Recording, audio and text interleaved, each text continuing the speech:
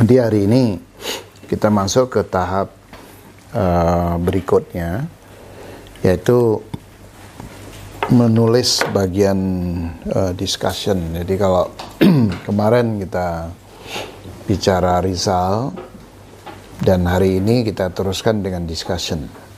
Jadi menulis artikel secara profesional itu tidak dimulai dari introduction ya Bapak Ibu.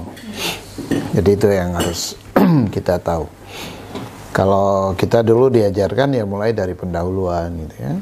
Tapi untuk menulis yang lebih produktif dan lebih efektif itu mulainya dari Rizal ya. Jadi makanya kalau teman-teman eksakta tuh dia bikin tabelnya dulu, terus uji labnya dapat apa disusun dulu, sudah rapi Rizalnya, baru dimulai menulis itu. Nah, jadi kenapa tidak mulai dari introduction? Karena kalau kita mulai dari introduction itu sifatnya semacam cita-cita ya. Ketika sampai ke isi nanti beda gitu. Nah, jadi makanya supaya nggak dua kali kerja gitu. Sama seperti kita nulis disertasi kan. Pada akhirnya sebelum ujian, ya, artinya setelah bagian yang lain semua selesai, baru kemudian kita menulis ulang introduction-nya. Bahkan judulnya itu datangnya sampai mau ujian masih tanya mahasiswanya, ini judulnya sebaiknya apa ya Bro? Ini udah mau ujian. Karena judulnya masih bisa berubah, dikomposisikan ulang berdasarkan temuan lapangan gitu. Apalagi artikel jurnal itu judulnya nggak boleh judul proposal. Nah, itu. Ya, ini salah satu rumus judul dari artikel jurnal, dia nggak boleh judul proposal. Dia harus judul hasil penelitian. Nah, jadi hasil dari sebuah uji coba misalnya. Nah, jadi itu yang ditampilkan. Ya. Sehingga waktu dibaca sebuah artikel, dia langsung lihat novelty-nya, langsung lihat temuannya, langsung lihat janjinya ya. Potensi dari artikel itu, bukan masih mau mencari analisis tentang hubungan ini dengan itu masih mau mencari gitu. Belum kelihatan hasilnya. Jadi sebaiknya judul artikel kita itu memang sebuah gambaran yang kita peroleh dari pengamatan kita, gambaran yang kita peroleh dari hasil penelitian kita, bahkan gambaran dari refleksi kita selama ini gitu. Jadi refleksi kita selama ini, kita sampai pada sebuah kesimpulan kita apa? Keluarga itu penting sekali sebagai faktor yang bisa meningkatkan minat remaja atau anak-anak dalam dunia seni. Nah, itu hasil pengamatan kita bertahun-tahun, kita percaya ya bahwa keluarga itu sebenarnya menjadi dasar pertama, karena proses habitualisasi yang terjadi dalam keluarga itulah sebenarnya yang membawa seseorang ke dunia tertentu. Nah, jadi kalau keluarga kita anggap berpotensi ya, untuk bisa menyemai benih-benih seni, ya, minat seni, itu akan sangat efektif saya. Nah, karena kita percaya itu, kita buat sebuah judul. Ya. Jadi keluarga sebagai solusi, ya, penanaman minat dalam dunia seni di kalangan remaja. Nah, jadi itu penelitian kan? Oh, itu penelitian bertahun-tahun. Maksudnya apa? Refleksi kita dari interaksi kita dengan dunia kita. Jadi makanya nulis Scopus itu nggak harus dari research, tapi dari refleksi pengalaman selama ini, bikinlah sebuah kesimpulan, lahir sebuah judul itu. Datanya gimana? Ya datanya nanti kita cari, ditanya, diwawancarai, online, ya. Jadi saya nggak pernah bikin penelitian, bikin artikel Scopus tuh cari data ke lapangan, nggak pernah. Scopus saya yang pertama tuh refleksi perjalanan saya ke Aceh dari tahun 2005 setelah tsunami itu. Jadi refleksi perjalanan bertahun-tahun tuh saya tulis satu tulisan. Ditanya metodenya apa? Ya saya bilang, this culture reflection based on my series of visit to Aceh since 2005 tsunamis itu. Itu pengakuan metodologisnya. Nah, dalam perjalanan itu saya bicara dengan pegawai-pegawai pemerintahan, dengan tokoh-tokoh. Itulah yang saya jadikan dasar membuat refleksi budaya itu gitu. Nah, itu Scopus saya yang pertama. Scopus saya yang kedua cuman baca okezone.com dan detik.com tentang kampanye pilpres, ya. Jadi tentang kampanye hitam, sebagaimana yang ditampilkan di okezone.com. Ada wawancara? Nggak ada, duduk aja. Bahkan dulu saya punya asisten yang mengumpulkan data dari okezone.com, detik.com. Dulu ada mahasiswa saya, dia ini kesulitan finansial untuk waktu dia menyelesaikan skripsi.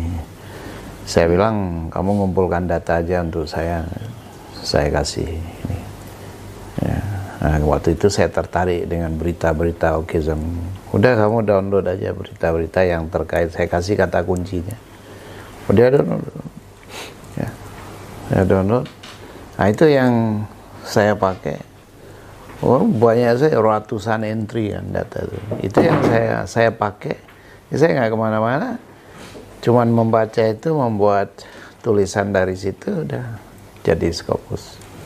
Ya, jadi satu-satunya mungkin penelitian saya yang dijadikan yang Scopus berdasarkan penelitian itu yang tentang karakter. Nah, itu karena dapat dana fakultas, terus saya mau meneliti pendidikan karakter di 3 sekolah, SMA 1, SMA negeri kan, terus Mualimat yang berbasis agama, satu lagi taman siswa. Jadi 3 sekolah itu dikunjungi, wawancara guru, kepala sekolah, terus bikin tulisan tentang pendidikan karakter.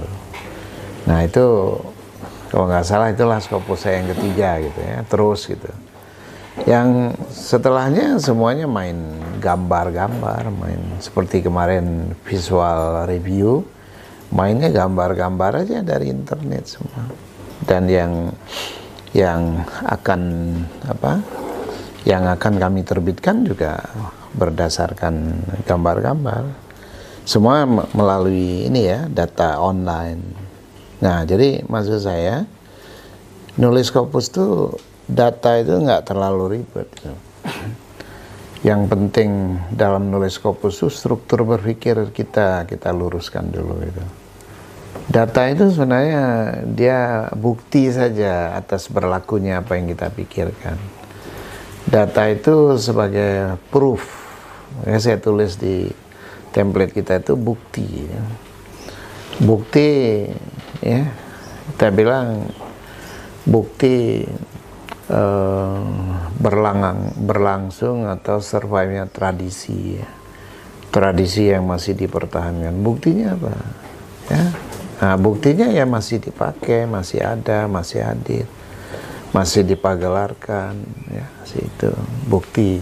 Jadi kita menunjukkan bukti. Nah, bukti itu bisa gambar, bisa cerita online, bisa wawancara tentu saja, ya. Jadi justru bukti-bukti tertulis itu lebih kuat, ya. Bukti tertulis itu lebih kuat. Nah, karena kita nggak punya angka-angka misalnya. Kalau teman-teman kuantitatif kan dia bersandar pada angka-angka kuantitatif yang seolah-olah itu objektif itu. Angka-angka itu. Jadi dalam penelitian kalau udah bikin survei 500 responden keluar tabel bagus, Terus itu sudah meyakinkan gitu ya. Dan tapi memang nyatanya ketika kita bisa menabelkan sesuatu, apalagi dengan responden yang besar, ya itu lebih diapresiasi di jurnal dibandingkan kita menulis narasi gitu ya. Makanya saya selalu mengatakan visualkan gitu. Visualkan. Jadi teman-teman seni lebih gampang tuh memvisualkan apapun. Ya, karya seni divisualkan, masukkan. Ya. Kalau seperti ilmu yang lain bersandar pada wawancara misalnya, ya data wawancara, bahkan ditabelkan. Saya ngajarin orang bikin tabel dari data wawancara. Isinya bukan angka-angka tapi pendapat-pendapat ya. Seperti yang saya tunjukkan kemarin, penelitian tentang seksualitas. Itu kan data wawancara itu dibikin tabel. Tidak diceritakan, dinarasikan, tapi data alami itu apa adanya dibikin tabel. Kenapa? Scopus itu suka sekali dengan data mentah. Ya, data mentah kita kasih. Jadi kalau Bapak Ibu bicara tentang naskah misalnya itu, dia sangat senang kalau kita upload tuh naskahnya itu sebagai additional file, dia upload ke jurnal tuh, wah dia senang sekali. Tingkat kepercayaan pada artikel kita naik. Kita bicara misalnya tasawuf misalnya, ya kita membahas sebuah naskah tasawuf. Naskahnya itu PDF-nya kita upload tuh ke jurnal, wah itu dia sangat apresiasi. Dan Scopus ini kan rejimnya rejim menguasai data. Data apa yang dia nggak punya hari ini? Data tokoh informal di Indonesia di semua titik dia punya sekarang. Data gerakan-gerakan agama seluruh dunia ya dia punya. Data konflik di seluruh dunia hari ini dia punya, yang dia generate dari artikel-artikel dia keluarkan tabel. Yang sebentar lagi dia olah, dijual, kita nanti konsumennya, konsumen data yang dia oleh, data yang kita ini kan dikerjain. Misalnya Bapak Ibu kan di jalan, ditanya kan, kita sering tanya kan, kita sedang mau mengakses apa, ditanya lokasi kita, boleh nggak kita diketahui lokasi kita. Terus kita bilang yes atau agree gitu ya. Kita agree gitu, yes, allow, ya, boleh gitu ya. Itu dia ubah datanya, habis itu dia kirim ke kita. Waktu kita pakai Google Map, dia bilang jangan lewat situ. Itu merah padat gitu. Ya, atau wise misalnya. Kita nggak diberi petunjuk arah lain. Terus kita berterima kasih pada Google. Wah, makasih, untung ada Google, dia menunjukkan, memberitahu kita yang padat. Padahal kita sendiri yang memberitahu dia. Jadi dia yang menambahkan angka dari kita, dia algoritma dia bekerja, ditambahkan, dikembalikan ke kita. Oh, jangan lewat situ, ini padat, ini yang agak macet, ini kosong, lengang gitu ya. Nah, kita akhirnya milih jalan tuh. Kita berterima kasih pada Google. Sebenarnya kita yang memberi dia data. Kita ini secara agregat, semua kita ini memberi dia data, dia menghitung gitu. Ya, terus seperti kita buka WA itu ya. Kita begitu buka GoFood atau nggak usah itulah, kita buka Google tuh keluar musik-musik ya, orang yang nggak tahu bilang, wih kok ngerti dia selera saya ya, karena dia keluar langsung ngasih musik-musik yang kita suka, atau begitu keluar makanan-makanan yang kita mau gitu, kita bilang hebat sekali dia bisa. Enggak, kita yang memberitahu dia. Kemarin kita kan searching makanan, kita searching tempat wisata. Begitu besok kita buka Google, dia langsung blub, dia kasih kita hasil pembacaan dia tentang selera kita. Bisa baca selera kita nih. Suka yang pedas-pedas gitu, dia kasih makanan pedas-pedas gitu. Ya, pinter dia. Nah, inilah yang basis deep learning AI ini kan di situ. Dia saya membaca algoritma. Oh, pinter dia. Ya, dia pinter karena dia jumlahkan isi kepala kita semua, dia agregat, diberikan pada Pak Soleh. Ya. Tapi sebenarnya ini kita yang dia pinter. Makin kita challenge dia, makin dia kita ajak. Jadi dia itu kayak bola salju. Dia besar.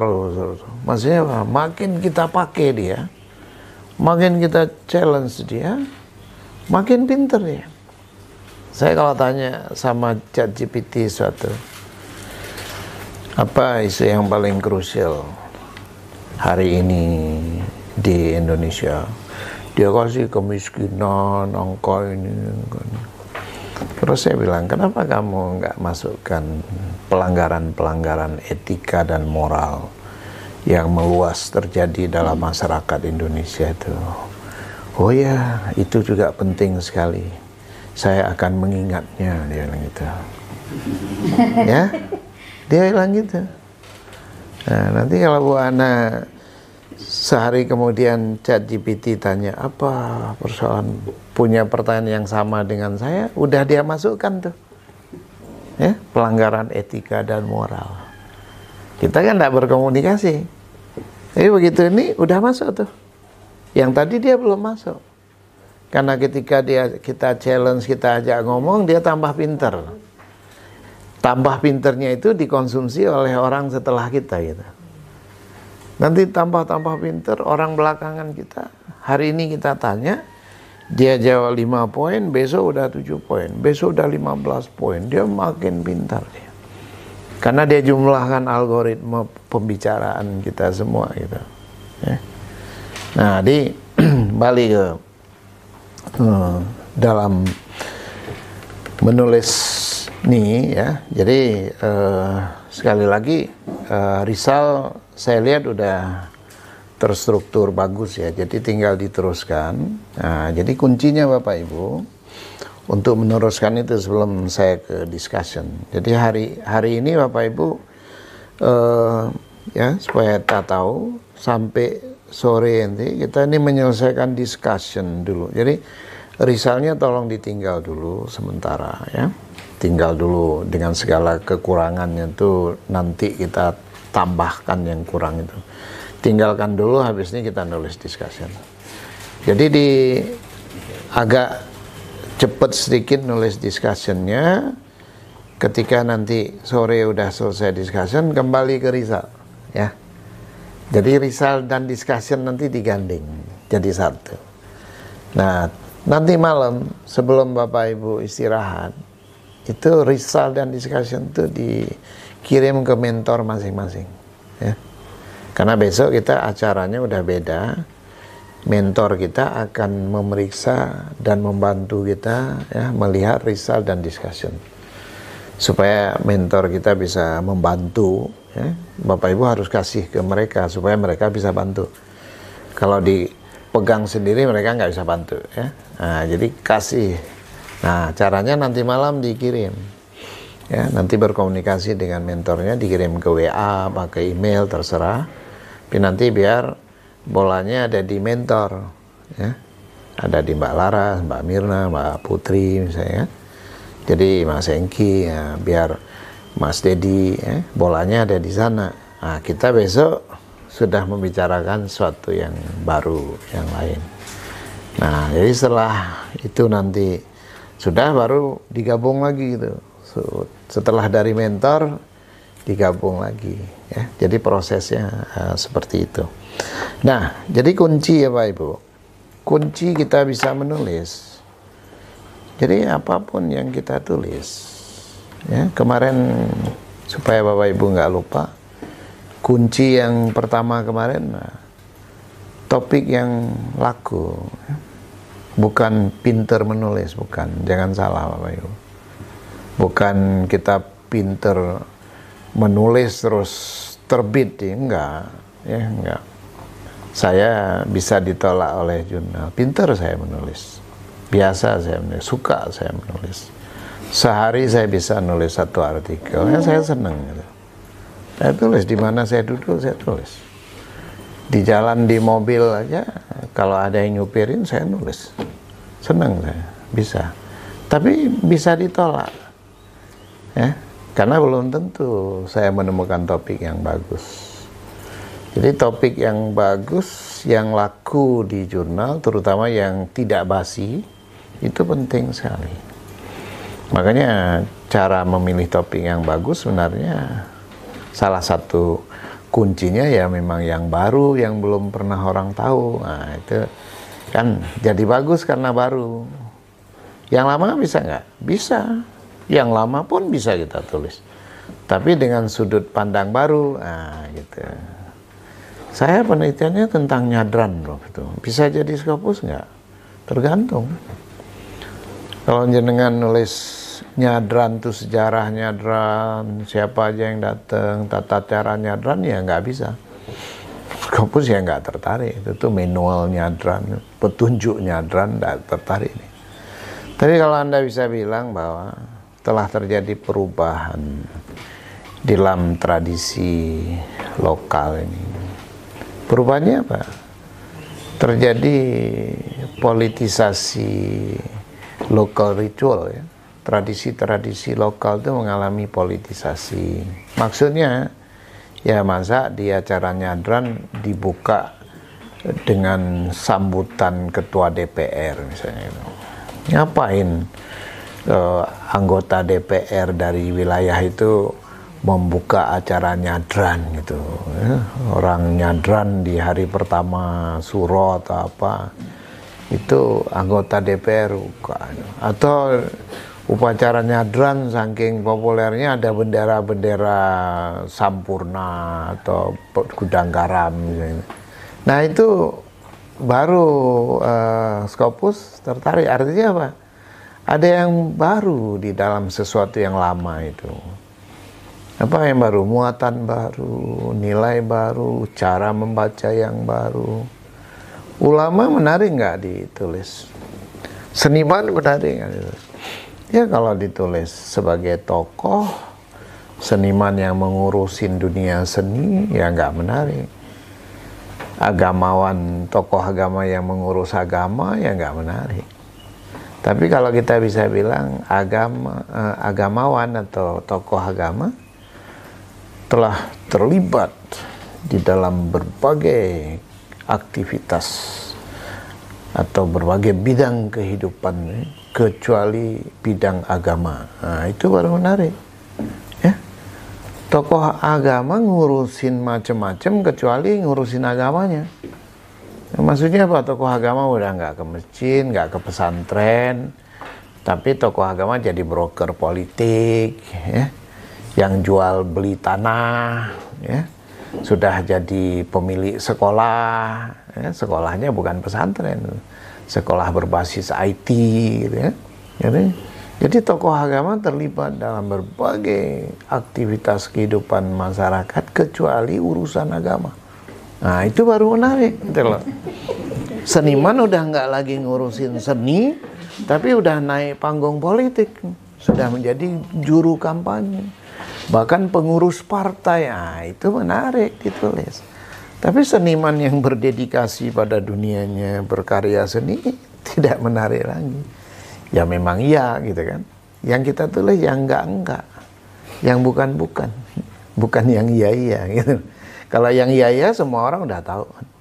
Jadi kira-kira kita memberitahu dunia tentang sesuatu yang orang belum tahu, atau sesuatu yang orang tahu tapi belum lengkap pengetahuannya, masih ada yang belum ya diberitahu atau masih ada yang belum diketahui gitu ya.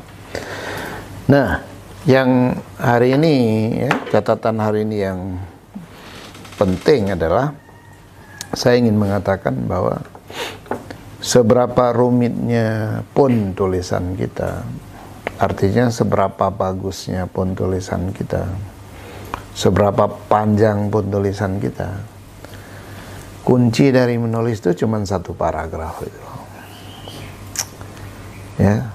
Jadi inti dari tulisan kita itu cuma satu paragraf. Maksudnya satu paragraf.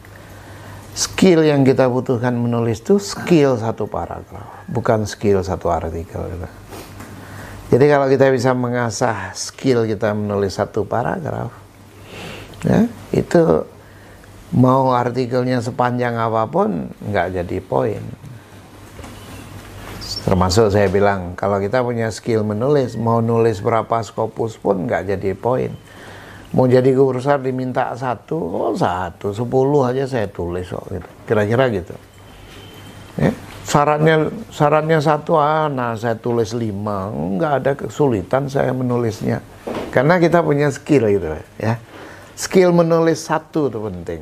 Nah, jadi hari ini kita harus paham bahwa skill menulis itu ada pada skill menulis paragraf. Kalau kita ulang-ulang nulis satu paragraf aja kita tulis ulang,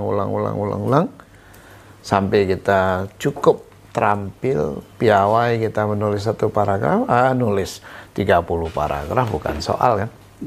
Kita bayangkan nulis 33 paragraf soal karena apa? Satu paragraf aja itu 2-3 batang rokok ya. Jadi soal itu ya, menghidupkan paragraf itu dengan korek api coba ya? Jadi itu soal tuh. Nah, kapan tidak jadi soal? Tidak jadi soal kalau kita bisa ya menulis satu paragraf itu dalam satu tarikan nafas. Nah, baru nggak jadi soal. Duduk rapi, tarik nafas, udah nulis satu paragraf misalnya. Ya. Jadi seperti itu. Ya. Jadi kita, jadi kalau kita nulis satu paragraf, misalnya, ya, kita coba. Ya. Jadi kita kalau nulis, jadi kuncinya ada pada paragraf ya. Jadi kita bilang perkembangan dunia seni di Indonesia dalam 10 tahun terakhir telah ditandai dengan kooptasi seni oleh kekuatan politik. Nah, jadi kita mau nulis itu kita bilang ya. Jadi seni yang selama ini dianggap sebagai ruang bebas dalam berekspresi tidak lagi ya memiliki keleluasaan. Ya, jadi kekuatan politik telah mengendalikan proses kreatif dan ya, ini dan pementasan misalnya kita mau bilang ya, dan ekspresi ya, ekspresi karya seni. Nah, jadi kita nulis ya dengan cara seperti itu ya. Jadi saya menyampaikan para seniman telah dilibatkan dalam berbagai kegiatan politik demi elektabilitas tokoh. Para tokoh politik pun tidak jarang menjadi bagian dari ya, kegiatan seni, termasuk memberi sponsor atas pementasan. Nah, jadi ini ya. Jadi kita bilang selain itu ya, dengan mudah ditemukan karya seni yang memuat pesan-pesan politik. Dengan demikian, seni tidak lagi memiliki kebebasan dalam proses kreatif akibat kendali kekuasaan yang melekat. Nah, jadi itu contohnya Pak Ibu. Jadi mau nulis tentang kimia, mau nulis tentang apa, sama aja. Namanya tulisan satu paragraf. Ini satu paragraf yang sederhana kita buat. Ini 94 kata. Ya. Jadi draft paragraf yang bagus itu 100 sampai 150 kata tuh. Ya, jadi kalau kita nulis pertama ya 90 100 kata udah bagus. Kenapa? Nanti diedit, dikasih muatan-muatan yang lebih padat. Ya. Ini kerangkanya cukup ya. Jadi kalau saya ukurannya 10 baris tuh, ya, daripada lama-lama ngitung kata. Jadi nulis draft tuh 10 baris. Nah, 10 baris saja, 10 baris, 10 baris, 10 baris. Supaya apa? Supaya ada ruang untuk menambahkan beberapa baris yang bagus-bagus gitu. Tapi kalau udah 15 baris, kita buang nanti. Nggak ada tempat untuk menambahkan yang bagus, malah membuang. Jadi paling bagus nulis tuh strategi nulis 10 baris. 10 baris tuh. Ya. Nah, jadi Bapak Ibu kalau memperhatikan ini, sebenarnya nulis paragraf ini, ya, ini tadi nulis paragraf, kan simple aja nulisnya. Tapi kenapa kita bisa nulis dengan mudah, simple? Itu karena ada rumusnya, Bapak Ibu. Nah, saya bikin rumus menulisnya, rumus Prek. Saya beri nama rumus Prek. Nah, jadi menulis itu kita pakai rumus Prek gitu. Prek itu P-nya point, R-nya reason, E-nya evidence, C-nya conclusion gitu. Ya. Ini semacam jalan untuk memudahkan kita menulis. Nah, jadi Kak Mardi coba lihat tuh tadi paragraf pertama itu. Jadi kalau kita udah menguasai rumus Prek, apa aja bisa kita tulis. Jadi nulis bukan barang sulit, ya, cuman begitu aja nulis itu. Ya. Coba kita lihat rumus Preknya. Nah, ini kita masukkan sini, masuk nggak nih? Ya. Ini adalah reasoningnya. Ini adalah evidence-nya. Jadi gampang nulisnya kan? Ya karena saya nulisnya pakai rumus. Kalau nggak ada rumus ya pakai korek api juga saya. Nggak ada rumusnya kan? Dirasa-rasa itu rasa-rasa sudah matan ya. Nggak ada teorinya. Nah, jadi kalau ada teorinya, teori menulisnya jadi gampang tuh. Nah, apa aja yang Bapak Ibu mau nulis jadi gampang tuh. Pakai teorinya gitu. Jadi rumusnya 1 2 3 1 ya. Prek itu 1 2 3 1. Maksudnya apa?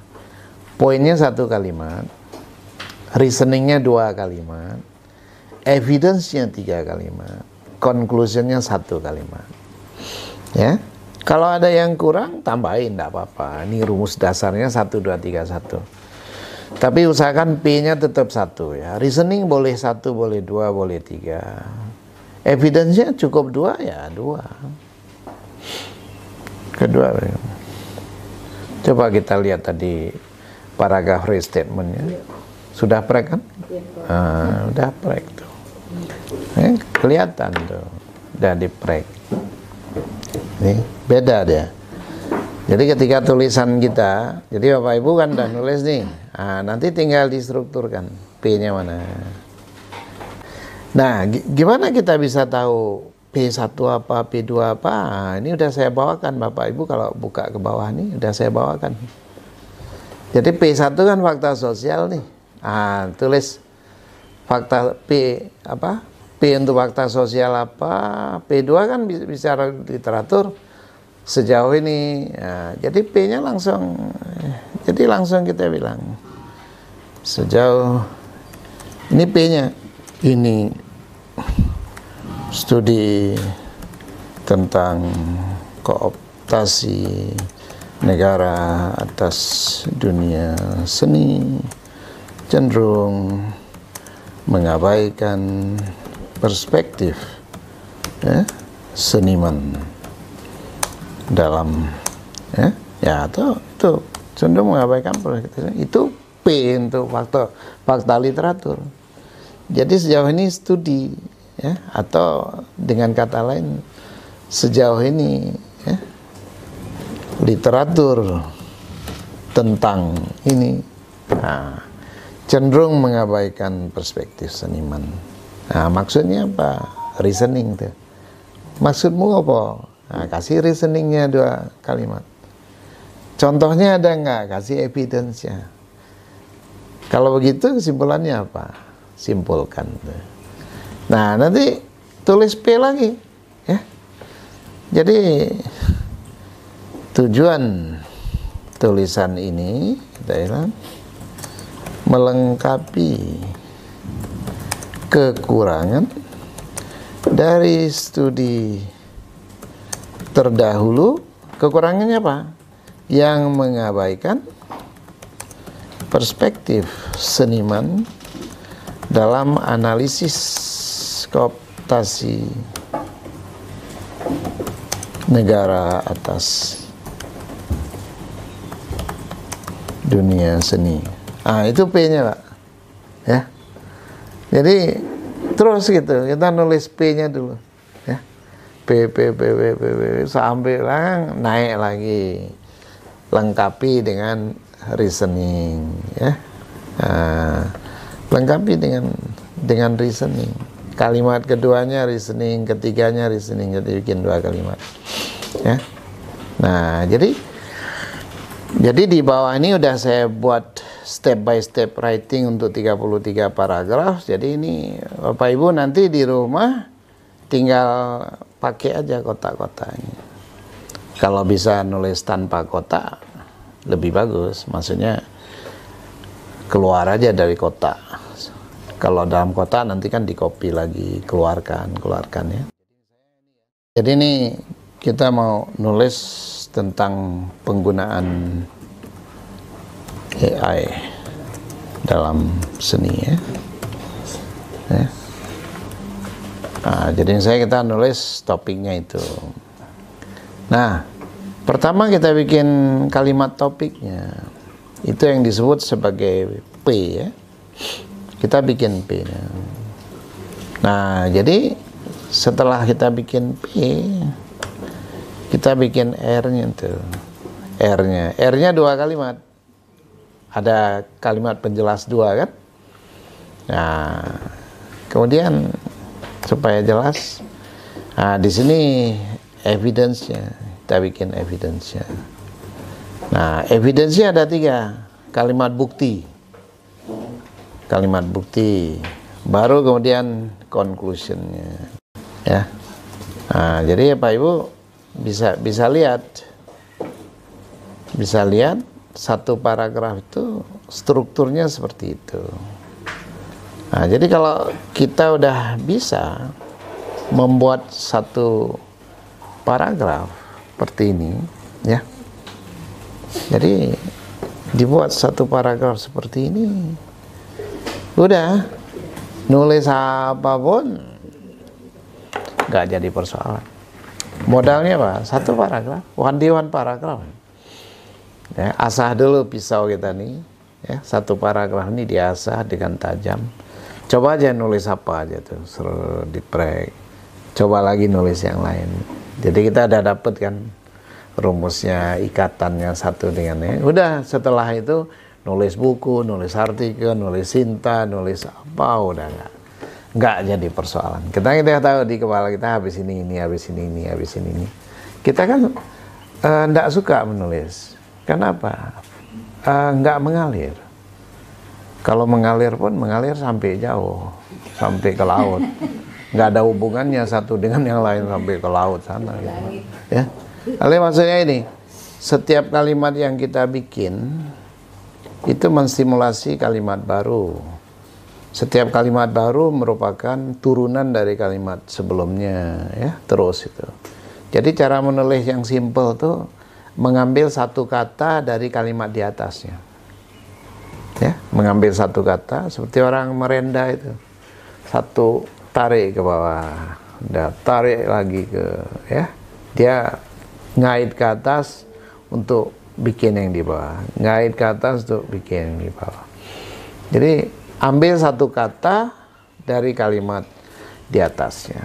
Nanti pelan-pelan kalau udah canggih bukan satu kata yang ngambilnya, sebuah meaning, sebuah pengertian. Nggak ada lagi katanya yang sama, tapi maknanya sama. Jadi itu udah lebih dalam kan tulisannya, dibaca sama pengertiannya, bukan katanya. Nah, jadi makanya kalau tulisan yang bagus tuh nggak mengenal kata sambung, karena kalimat satu dengan kalimat lain tuh sudah dengan sendirinya nyambung dalam perasaannya. Jadi dalam rasa bahasa itu udah nyambung tuh. Ya. Kita tuh kenapa sibuk sekali ngasih kata sambung? Karena sebenarnya kalimatnya nggak nyambung. Makanya kita sambung-sambung. Kita sambung-sambung. Coba ditaruh-taruh aja kalimat tuh nyambung apa enggak? Kayak kasih kata sambung. Kadang-kadang nyambungnya salah. Salahnya gimana? Saya sering baca tuh. Meskipun demikian gitu. Terus ada kalimat, loh, ini harusnya bukan meskipun demikian. Kalau mau disambung, selain itu harusnya. Jadi karena ini pertambahan ya. Jadi selain ini ada ini gitu. Tapi karena aparitus nulisnya itu meskipun demikian gitu kan. Hal ini juga itu loh, juga kok meskipun demikian. Juga itu maksudnya selain itu.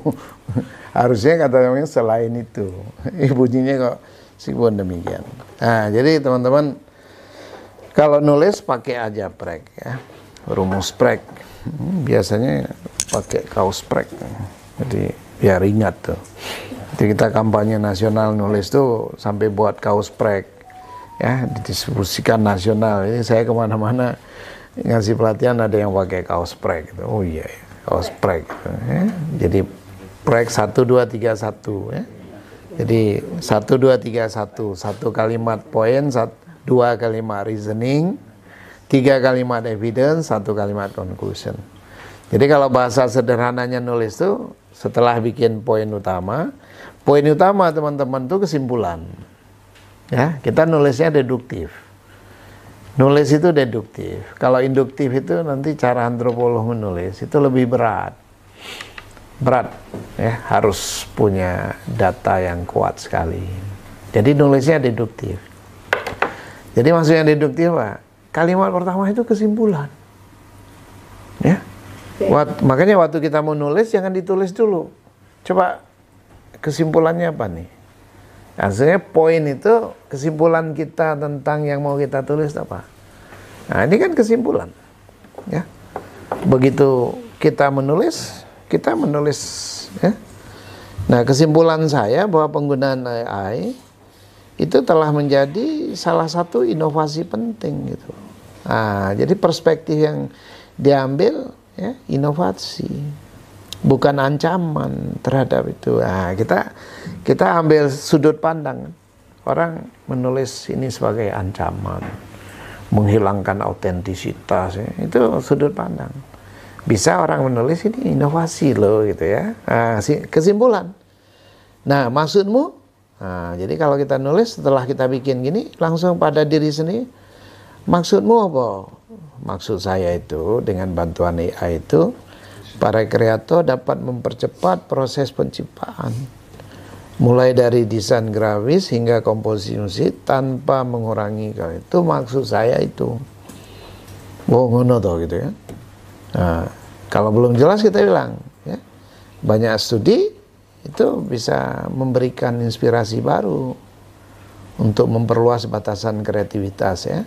Nah, ini supaya lebih jelas tuh kita pakai misalnya banyak studi. Nah, nanti boleh di sini ya. Jadi karena kita bilang banyak studi ya, bisa kita lari ke Mendeley. Wah, kita jadi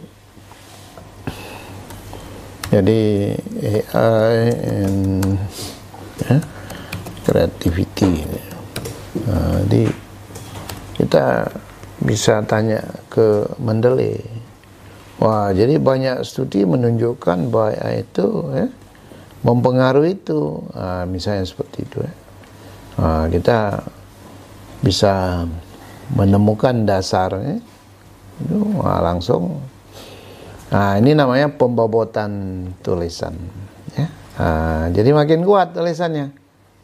Studi Lee dan monofiksi ini bisa menegaskan tentang itu ya, itu tulisannya kuat. Nggak usah ke perpustakaan. Dulu kan perpustakaan, atau saya nelpon Hatip Abdul Qadir, Tip, kamu kemarin ada buku itu kan? Iya mas, ada mas saya. Oh, naik motor dia dari kampus ke sini tuh, nunggu itu ya 1 jam, baru kita baca, baru masukkan sini. Sekarang nggak usah, langsung ke perpustakaan Mendeley. Kalau dulu kita masih Mendeley kalau mau ini, mau delik. Sekarang Mendeley langsung, ya, so masukkan nih. Itu tulisan kita langsung ditambah bobotnya itu. Nah, evidence-nya, ono contohnya pora, contohnya, kasih buktinya. Kasusnya, nah ini bisa dikasih kasus, contohnya misalnya ya. Nanti kalau saya edit, saya hilangkan misalnya. Penelitian di bidang animasi menunjukkan, nah menunjukkan itu udah sebuah evidence, nggak usah lagi ditulis misalnya. Nah jadi nanti tulisan tuh diedit supaya jelas kita tulis contohnya itu supaya kita paham kan. Tapi kalau sudah selesai diedit, supaya halus tulisannya, tidak vulgar lagi, nggak usah pakai misalnya. Penelitian di bidang animasi menunjukkan, nah itu contoh, evidence kan, menunjukkan bahwa penggunanya mampu menghasilkan desain karakter yang kompleks ya, hanya dalam waktu singkat. Nah, jadi ini adalah contoh-contoh bukti. Kita tutup. Oleh karena itu nah, jangan baru 2 kalimat langsung oleh karena itu, jangan dulu. Oleh karena itu selalu di akhir gitu. Dengan demikian, integrasi AI dalam proses kreatif dapat menjadi solusi untuk mengoptimalkan waktu, menghasilkan inovasi dan mendorong pertumbuhan industri kreatif secara keseluruhan. Jadi syarat C ini, kesimpulan, dia harus sama dengan P. Ya, syaratnya. Jangan lari. Dia P dengan C ini harus sama dia. Maksudnya mirip. Ini kata-kata kita bilang kan inovasi penting. Nah, di sini harus muncul. Maksudnya inovasi penting itu mana? Nah, jadi inovasi itu karena dia apa? Mengoptimalkan waktu. Ya, menghasilkan inovasi baru tadi, mendorong pertumbuhan ini. Nah, itu cara kita menulis ya. Yes. Nah, jadi dengan bekal itu kita bisa menulis berbagai hal ya. Kita bisa menulis ini di sini ya Bapak Ibu. Nah, jadi sekarang kita coba ini ya. Sekarang kita lihat discussion. Discussion kalau kita lihat template di malam pertama itu atau hari pertama kemarin, discussion itu tidak boleh dipisah ya. Dia tidak boleh dipisah dari risal. Nggak boleh menjadi esai baru, itu nggak boleh. Ya. Nggak boleh kita bangun esai baru. Jadi discussion itu kodenya 6. 5 ya. Discussion 5, kesimpulan yang 6. Nah, jadi discussion yang untuk Bapak Ibu saya sarankan untuk menulis discussion dengan pola ini ya. Nah, jadi kita mulai dengan summary. Jadi Bapak Ibu sudah punya risal, jadi dibuat summary-nya dulu. Jadi risal belum jadi, tapi summary udah bisa kita bangun summary ya. Summary itu juga nanti untuk membantu kita menyelesaikan risal tuh. Nah, jadi summary itu artinya coba summary-nya di-break gitu loh. Nah, dicoba summary-nya di-break gitu. Ya. Nah, jadi summary-nya pertama ya. Nah, kita bilang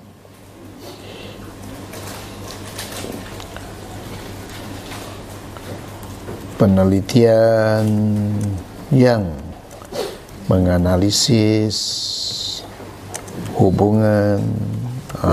Jadi hubungan apa dengan apa? Jadi sebaiknya penelitian itu memang bisa melihat hubungan sesuatu dengan yang lain. Hubungan, jadi fungsi waktu, ya, perubahan waktu, globalisasi dan sebagainya mempengaruhi apa, berarti kan hubungan konteks global dengan apa misalnya. Jadi ya, menemukan. Nah, jadi langsung ya menemukan bahwa apa temuan kita hari ini. Nah, setelah kita punya poin temuan itu, coba diuraikan maksudnya. Nah, diuraikan dulu maksud itu supaya jelas menemukan apa maksud jelas ya.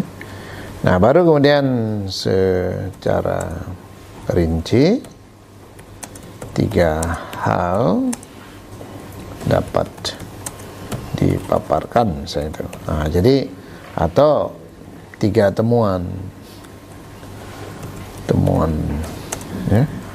Atau temuan, bisa juga kita bilang temuan tersebut dapat dijabarkan ke dalam 3 hal penting atau 3 faktor penting. Misalnya kalau temuannya faktor ya 3 faktor penting ini. Nah, jadi langsung kita tulis pertama apa ya, kedua apa, temuan keduanya, temuan ketiga. Nah, ini paling mudah Pak Ibu. Temuan pertama diambil dari mana? 41 ya. Nah, jadi temuan kedua itu dari 42. Nah, temuan ketiga itu 43. Nah, jadi itu cara paling mudah ya. Jadi 41-nya jadi pertama, 42 jadi kedua ya. Jadi dari gambaran tersebut dapat dikatakan bahwa atau ya dapat disimpulkan boleh dapat disimpulkan bahwa jadi apa, hubungan, kembali ke hubungan tadi, bahwa hubungan antara ini berlangsung dengan ini. Ya, jadi kembali tadi kan ada kata hubungannya di sini. Nah, jadi antara pembukaan dengan penutup dia harus memiliki kemiripan tuh. Nah, itu caranya ya. Nah, jadi Pak Ibu kalau sudah bikin summary itu menjadi modal. Modal kita menulis poin yang 52. 52 itu kita menulis kontekstualisasi. Nah, jadi maksudnya apa tuh kontekstualisasi itu? Ya. Jadi kita menjelaskan. Nah, jadi kontekstualisasi ini menjelaskan letak data itu, dalam arti bahwa memberikan ini hubungan logis antara temuan dengan ruang sosial, budaya. Ya. Jadi ruang sosial budaya yang menghasilkan itu loh, ya. Dalam situasi atau lingkungan seperti apa, ya. Jadi konteksnya seperti apa. Ya. Nah, jadi kita bisa mengatakan bahwa seperti tadi misalnya penggunaan AI itu merupakan sebuah fakta yang muncul akibat adanya transformasi teknologi yang dianut oleh masyarakat dan diintegrasikan dalam dunia seni. Jadi konteksnya kita berikan tuh, konteksnya. Jadi misalnya kalau kita meneliti sesuatu, kenapa pembicaraan ini menarik? Itu karena menariknya karena lingkungannya. Di tempat lain nggak menarik gitu. Misalnya kesulitan belajar online di perguruan tinggi itu kan menariknya di Indonesia.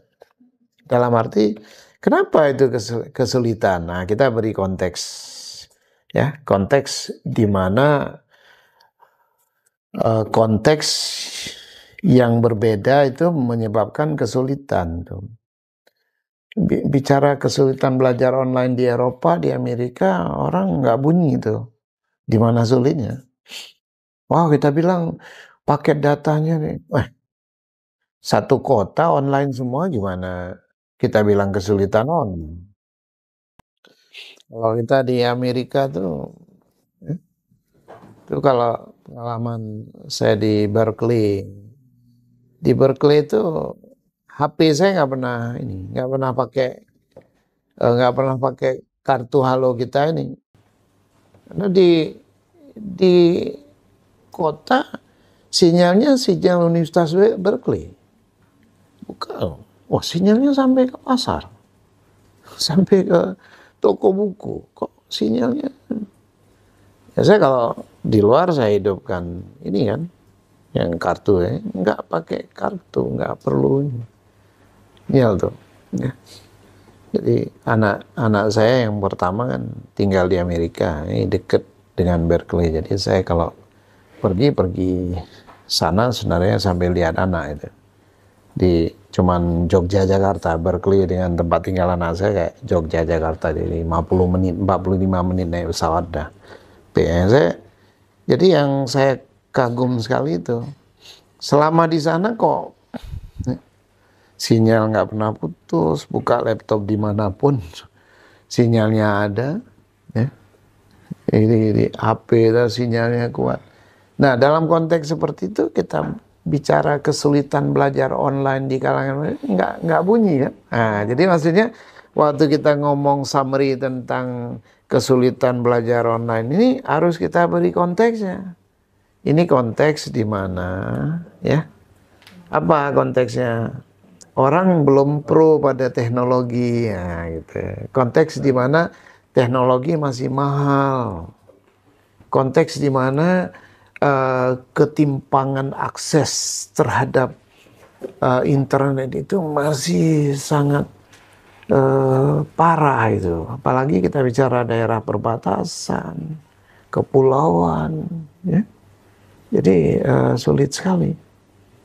Saya pernah seminggu hidup di dunia tanpa sinyal.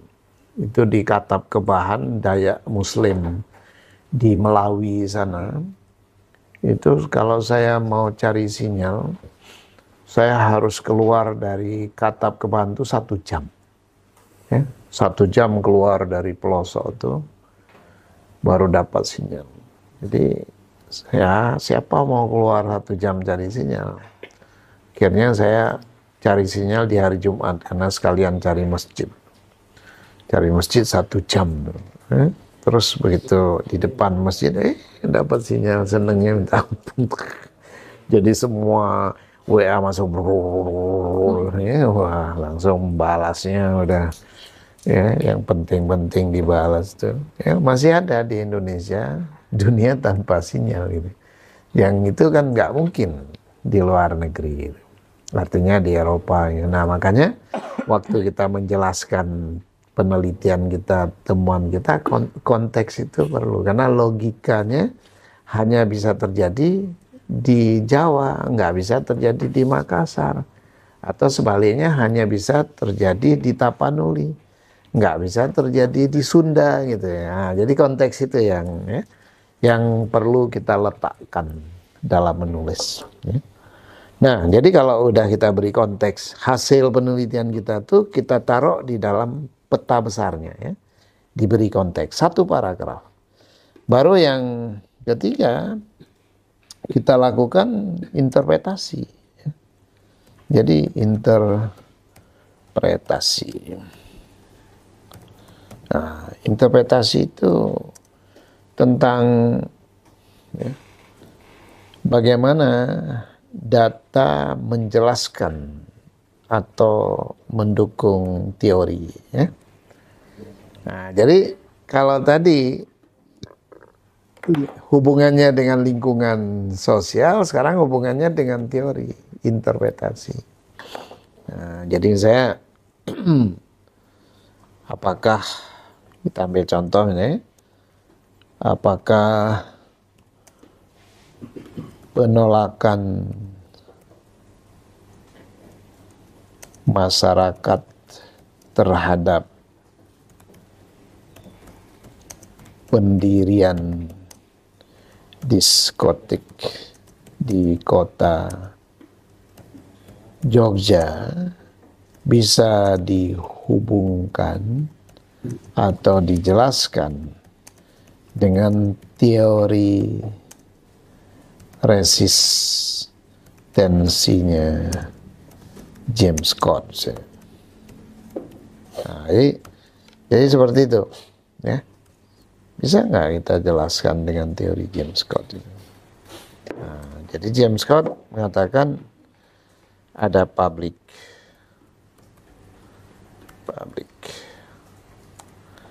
resistance, public transcript, atau resistance.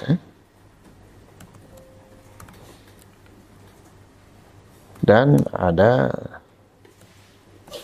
symbolic resistance. Nah, jadi yang mana ini? Nah, jadi waktu kita lihat orang itu demo menolak, kok demonya rapi sekali, silence, ada bakar-bakar ban gitu ya.